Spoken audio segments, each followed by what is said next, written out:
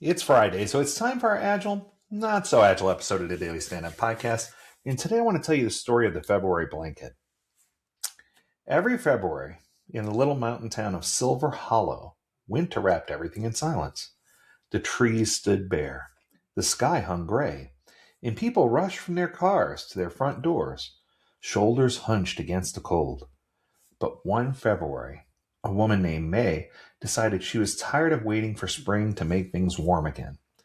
Her husband had passed away 3 winters before, and the evenings had grown painfully quiet, so she picked up her old knitting needles, the same ones he'd bought her years ago when money was tight, but love was plenty, and began to knit. Every night after dinner, she'd sit by the window and watch snowflakes tumble through the streetlight glow. 1 stitch became 10, 10 became 100. Over the weeks, the yarn took shape.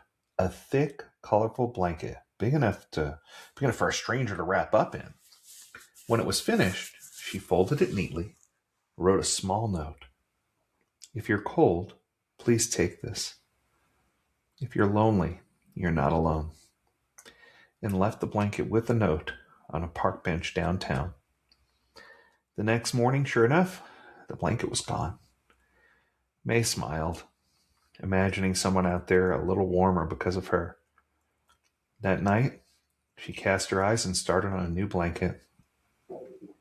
Then something unexpected happened.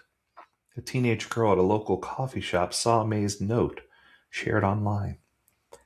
The girl started crocheting scarves with her friends and leaving them around town. A week later, the fire station set up a donation box. Church groups joined in. Slowly, Silver Hollow's gray February began to fill with bright spots of woolen color, draped over benches, hung on trees, folded neatly beside bus stops. The town didn't look warmer. It felt warmer. People stopped to talk, to share a story, to smile at one another again. Without meaning to, May had knit a community back together, one loop, one thread, and one act of love at a time. By the time spring thaw came, reporters came to ask her why she started it all.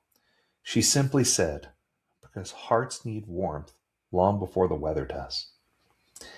And that's the truth of February, isn't it? It's the month that dares us to bring warmth where there is none, to show love, not just with roses or cards, but through kindness that lingers, like the softest blanket that you never ever saw coming.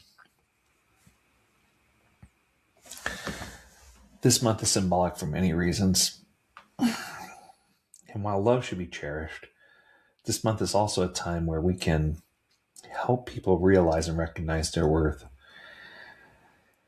I know February is a month that we celebrate many things. President's Day, Black History Month. There's so many things that happen in February. Valentine's Day. And it's even one of my son's birthdays. Mardi Gras in some cases. There's just so many things that happen in February. What I'm saying is, even though it's the shortest month of the year, only 28 days, occasionally 29, it's probably one of the most powerful months, because I believe that during those 28 days, it gives us a short time to reflect and to realize what we can do to uplift or help someone else. And just like May with her warm blankets, I challenge you to discover what your blanket is. The blanket doesn't need to be a physical blanket. The blanket could be anything that you're doing to add value to your friends, to your peers, to your community, to your town, to the people around you. Now, tonight I'm about to head off and go work at a food bank for a few hours and hand out food. What I'll leave you with is this. Even writing a small note and handing it to someone, you don't know what kind of impression you're going to leave on that person. You don't know what kind of day they're having. Even if it's just something to remind them that they're beautiful and that they're loved, that's enough to uplift someone and make their day better. What I can tell you is, even though over the past several days I've had some dark moments, what I can tell you is my friends, my family, and those that I'm closest to have always come through to lift me up and make me a better person. So my challenge for you is to do the same. Find those opportunities and take advantage of them. Don't let one slip by. And I promise you, if you do, that you'll make the world a better place because of it. That's going to do it for this episode. I hope you enjoyed it. If you have a topic you want us to discuss, learn more at agiledad.com. We'd love to hear from you. And until next time, we encourage you to stay healthy, stay well, and stay agile, my friends. We'll see you next week. Bye now.